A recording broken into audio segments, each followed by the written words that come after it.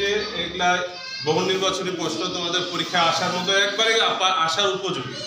তো এখানে দেখো এটা কি দেওয়া আছে, সামান্তরিক দেওয়া আছে। সামান্তরিক এ বি সি ডি, এই সামান্তরিকের দেখো একটা কোণে কিন্তু মান দেওয়া আছে 60 ডিগ্রি। তাহলে আমরা জানি সামান্তরিকের বিপরীত কোণগুলো সমান। তাহলে এটা যদি 60 ডিগ্রি হয় তাহলে ওইটাও 60 ডিগ্রি। তাহলে 60 ডিগ্রি কত হলো 120 ডিগ্রি। এই কি মিলে এ বি এবং ডি মিলে কত হলো 120 ডিগ্রি। তাহলে এ আর সি এর সমষ্টি কত হবে, আমরা জানি একটা চতুর্ভুজের হলো 4টা কোণের সমষ্টি 360 ডিগ্রি। তাহলে আমরা 360 ডিগ্রি থেকে আমরা দুইটা কোণ কোন কোণ বি এবং ডি, এই কোণ দুটো আমরা সমষ্টি হলো 120 ডিগ্রি। 60 করে 120 ডিগ্রি বাদ দেব, তাহলে কত থাকে আরো থাকে 240 ডিগ্রি। এই 240 ডিগ্রিটাকে আমরা কি করবো, এবার দুইটা কোণ আছে বি এবং এ এবং সি কোণ আছে, তাহলে আমরা 2 দিয়ে এই জন্য ভাগ করব।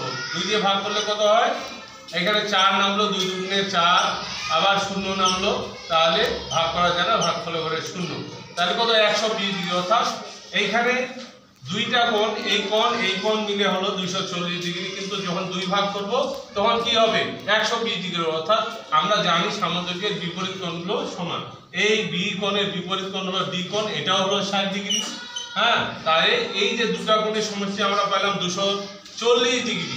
এই 240 ডিগ্রিকে 2 ভাগ করলে কি হয়, এটাও 120 ডিগ্রি এবং এই কোণটাও 120 ডিগ্রি। তাহলে আমাদের চা ছিল কোন কোণটা, চা হচ্ছে কোণ সি কত ডিগ্রি, তাহলে এই কোণ সি হলো 120 ডিগ্রি। তাহলে এটাই হলো সঠিক উত্তর।